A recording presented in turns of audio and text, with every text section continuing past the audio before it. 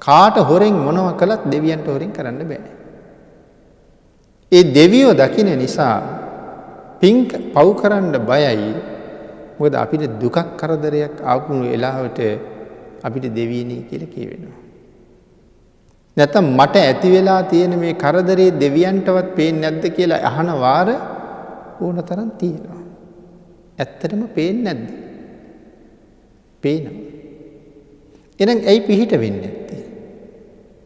දැන් නම් මට දුකක්. නමුත් දෙවියෝ මට කරදරයක් තියෙන වෙලාවේ විතරක් නෙමෙයි මාව දැක්කේ. ලොකුවට දුකක් කරදරයක් නැති වෙලාවෙත් දෙවියෝ මාව දැක්කා. හැබැයි ඒ වෙලාවේ මම කළේ මොනවද කියලාත් දන්නවා. ඒ වෙලාවේ කරපු දේවල් වලට අනුව මට සලකන්න හිතෙනවද නැද්ද කියලා දෙවියෝ තමයි දන්නේ. ඒක නිසා අතීතයේ අය අද සැඟවි මොනවා කළත් දෙවියන්ගෙන් බේරෙන්න බෑ. දකින්න. එහෙනම් ලැජ්ජයි.